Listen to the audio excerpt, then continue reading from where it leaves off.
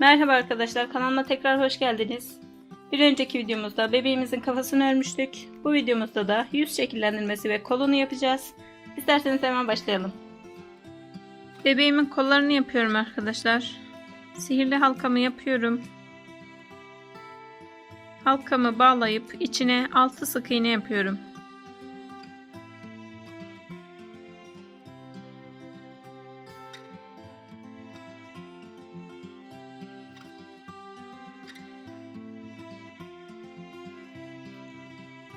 Altı sık iğnemi yaptım. Halkamı sıkıştırıyorum. İkinci sıraya geçiyorum. İkinci sırada her ilmeğimi çift batarak 6 sık iğnemi 12'ye çıkarıyorum. Yani her bir ilmeğimin üstüne çift batarak 12 sık iğne örüyorum.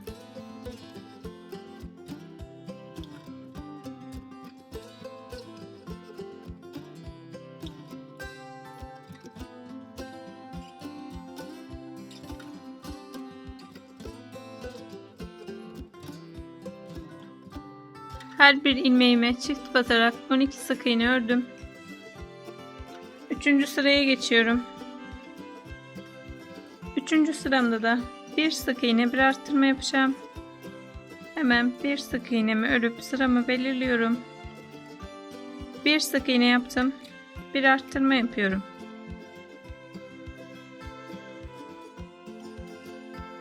Tekrar bir sık iğne yapıyorum. Ve bir arttırma yapıyorum. Sıra sonuna kadar bir sık iğne bir arttırma yapıyorum.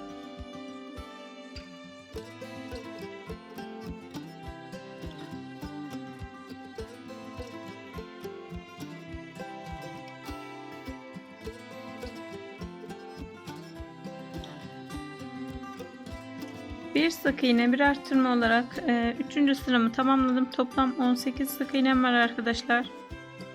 4. sırama geçiyorum. 4, 5 ve 6. sıralarda 3 sıra boyunca her ilmeğe bir ilmek öreceğim. Arttırma yapmadan 3 sıra boyunca her bir ilmeğime bir kez batarak 18 sık iğnemi 3 sıra boyunca tekrarlıyorum. 3 sıra her ilmeğe bir ilmek örüyorum.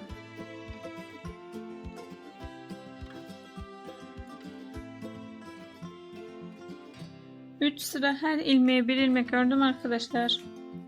7. sırama geçiyorum. 7. sıramda ilmek sayımı 12'ye düşüreceğim. Bunun için bir sık iğne bir azaltma yapacağım. İlk sık iğnemi ördüm. Bir azaltma yapıyorum. Tekrar bir sık iğne örüyorum ve bir azaltma yapıyorum. Sıra sonuna kadar bir sık iğne bir azaltma yaparak 18 olan ilmek sayımı 12'ye düşürüyorum.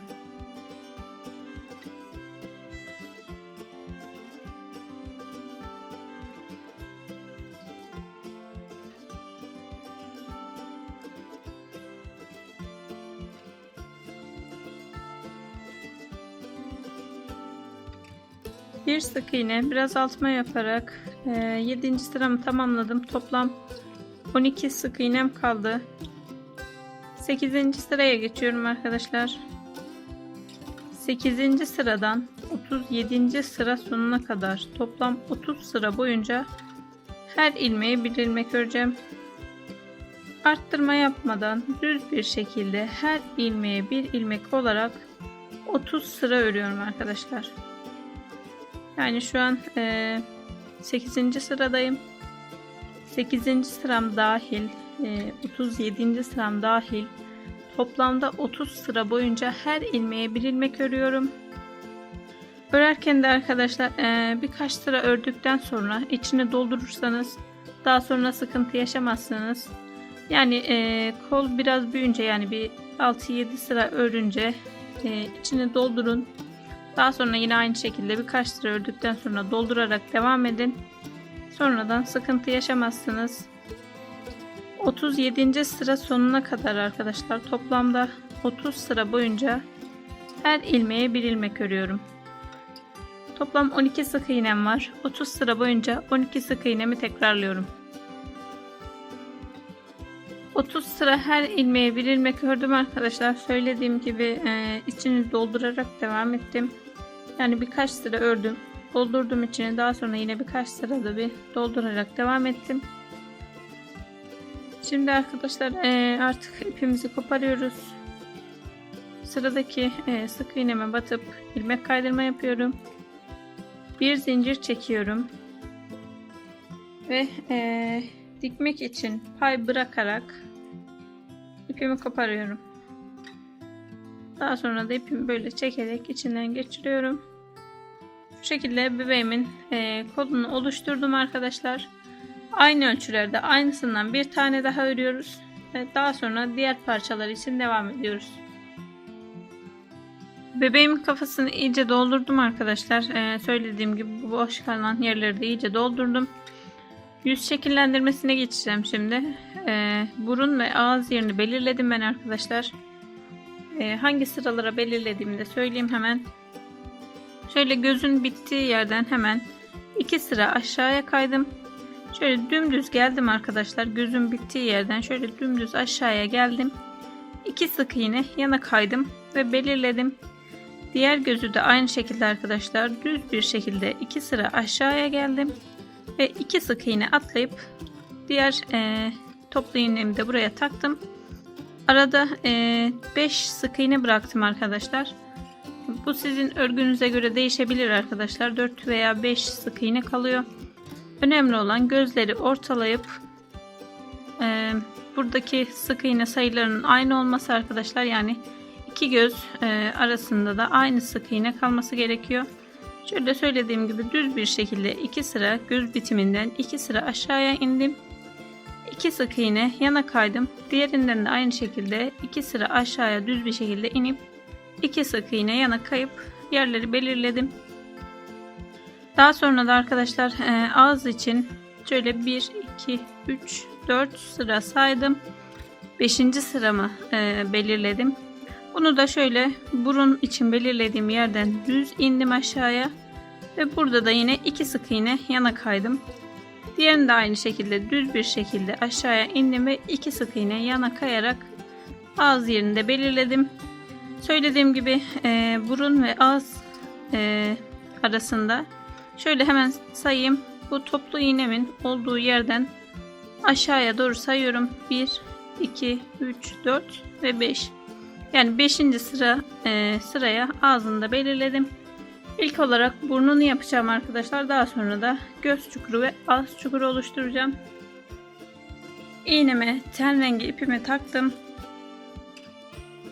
Düğüm atıyorum ucuna.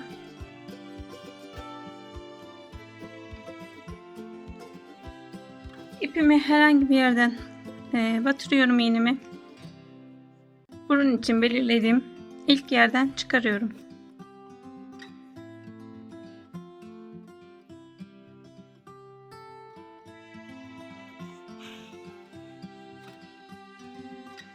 Diğer tarafa geliyorum arkadaşlar. Buradan da batırıp bu ipimin olduğu yerden çıkarıyorum.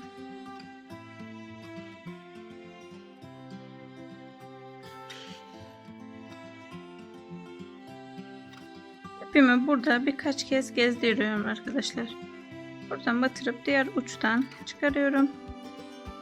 Söylediğim gibi birkaç kez bu işlemi tekrarlıyorum.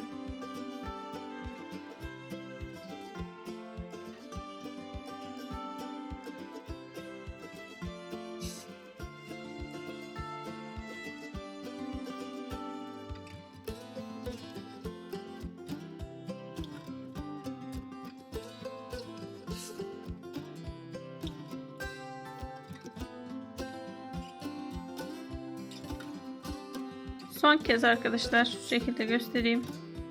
Son kez batırıyorum. Herhangi bir yerden iğnemi çıkarıyorum.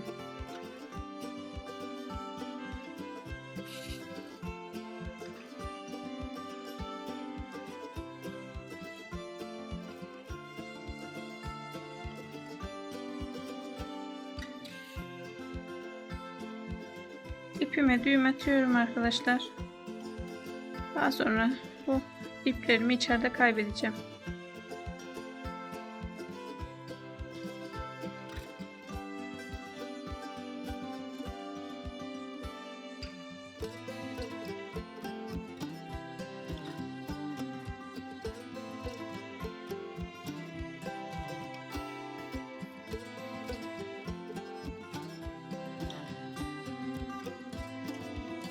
İplerimi içeride kaybettim arkadaşlar. Şimdi göz ve ağız çukuru yapacağım. Bunun için yine iğneme ten rengi ipimi takıyorum.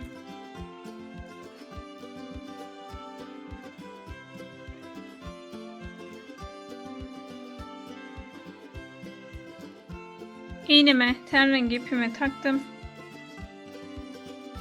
Hemen arkadaşlar şu alt kısımdan geçiriyorum iğnemi. Alt kısımdan geçirip gözümün hemen yanından çıkaracağım. Benim iğnem küçük olduğu için arkadaşlar şöyle herhangi bir yerden çıkarıyorum.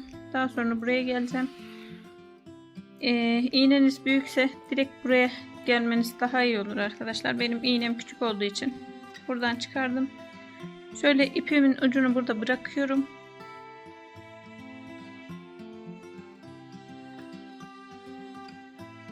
Hemen gözümün yan kısmından şuradan çıkarıyorum.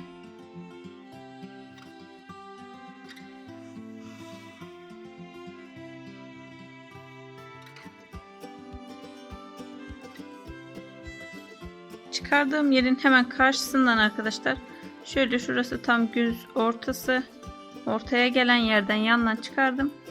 Hemen karşı taraftan aynı sıradan şöyle yan kısımdan batırıyorum iğnemi ve ağız için belirlediğim yere geliyorum.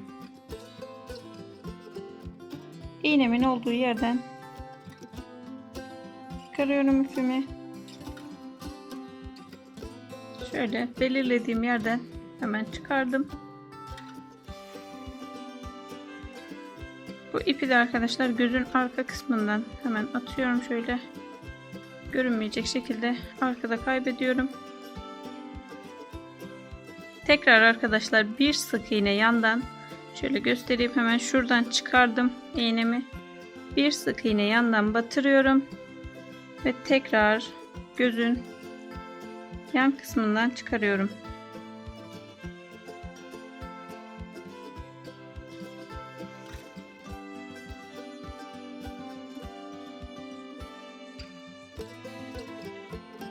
Yan kısımdan çıkardım. Yine arkadaşlar diğer gözde yaptığımız gibi aynı şekilde karşı taraftan aynı sıradan yandan batırıyorum. Ve yine ağız için belirlediğim yere geliyorum. Hemen iğnemin olduğu yerden çıkardım.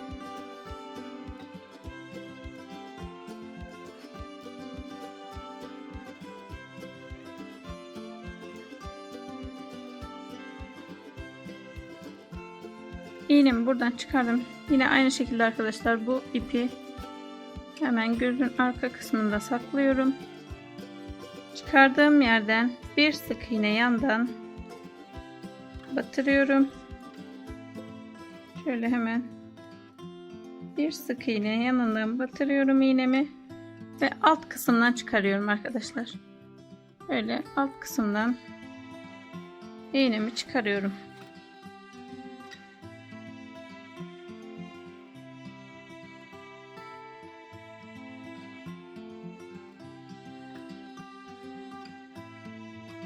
Şimdi burada arkadaşlar ilk bıraktığım ipimi ve buradan son çıkardığım ipimi birlikte tutuyorum ve çekiyorum.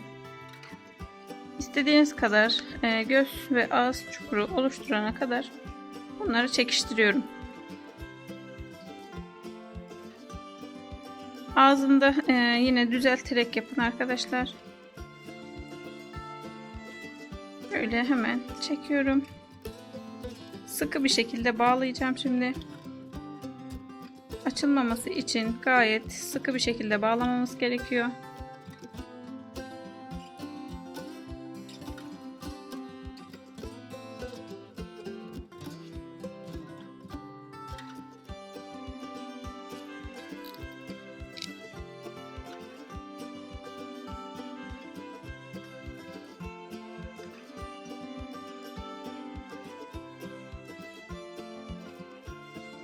sıkı bir şekilde bağladım arkadaşlar. Bu iplerimi de içeriye atıyorum. Böyle biraz kesip içeriye saklıyorum bu iplerimi. Daha sonra da tığımla bu ağız kısmını düzeltiyorum arkadaşlar. Şöyle biraz düzeltmeler yapmanız gerekiyor. Şuralarda oluşan boşlukları da yine doldurun arkadaşlar elyafla. Daha güzel durması için. Şöyle ağız kısmını da iyice şekillendirdikten sonra işlemimiz tamam oluyor. Söylediğim gibi buralarda oluşan boşlukları da yine doldurun arkadaşlar. Potluk olmasın. Güzel gözüksün. Daha sonra da buradaki ağız çukuruna arkadaşlar kırmızı iple dudak görünümü vereceğim. Söylediğim gibi oluşan boşlukları dolduracağım. Daha sonra da buradaki ağız kısmını kırmızı iple oluşturacağım. Söylediğim gibi arkadaşlar içini iyice doldurdum ben. Potluk oluşan yerleri. Özellikle de şu yanak kısımlarını iyice doldurdum. Düzgün durması için. İğneme kırmızı ipimi taktım. Bunu da yine alttan batırıyorum. Ve ağız çukuru yaptığım yerin hemen uç kısmından çıkarıyorum. Yani ağız çukuru yapılan yerden çıkarıyorum ipimi.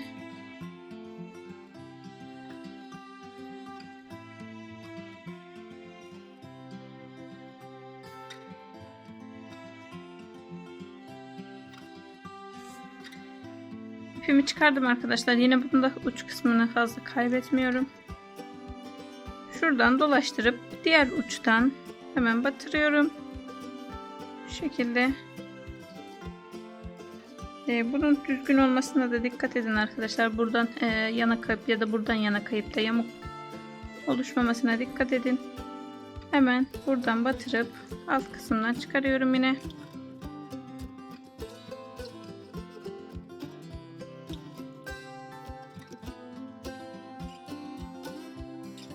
Böylelikle de ağız şeklini vermiş oldum.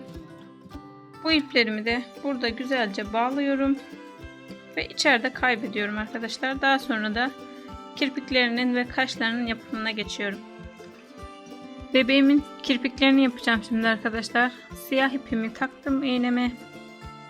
Herhangi bir yerden iğnemi batırıyorum. Hemen gözümün orta ve yan kısmından çıkarıyorum. Şöyle yan kısmından çıkarıyorum hemen.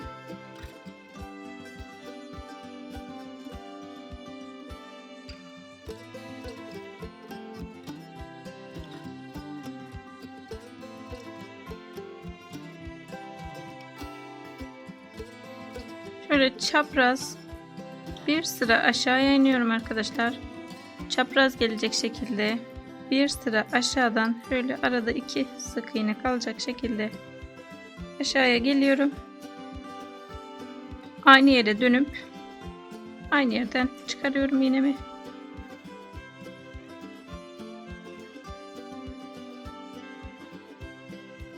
Tekrar şöyle ayarlama yapıyorum.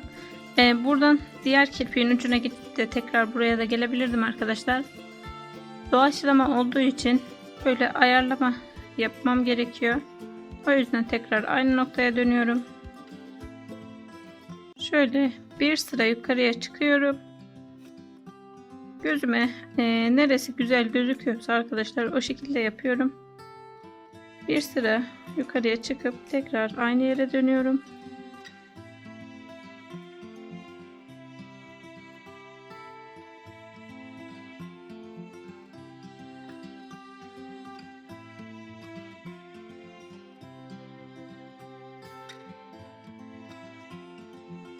Üç kirpik yapacağım arkadaşlar. Bunun için tekrar şöyle bir sıra bırakıyorum ve bir sıra yukarısını yapıyorum arkadaşlar.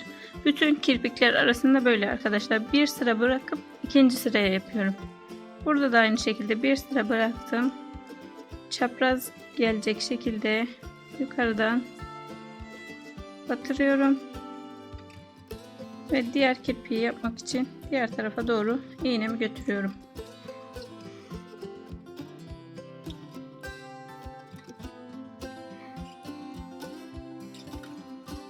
Bu şekilde arkadaşlar bebeğimin kirpiğini yaptım.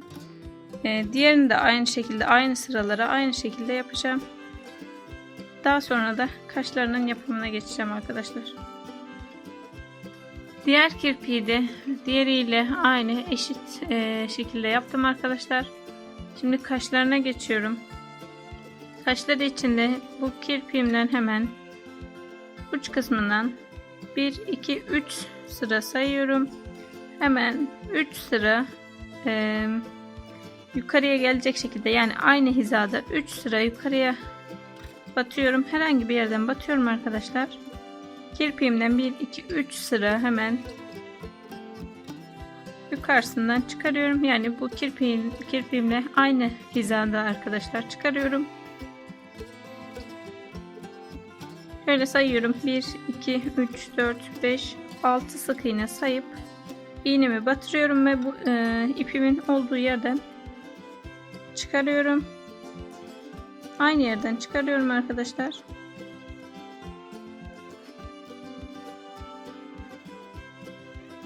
Şöyle 2 sıra aşağıya çapraz gelecek şekilde inip iğnemi batırıyorum.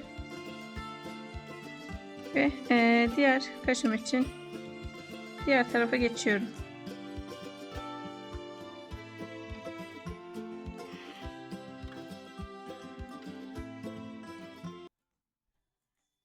Bu şekilde arkadaşlar bebeğimin kaşını da yaptım. Diğerini de aynı şekilde aynı hizalara yapıyorum arkadaşlar.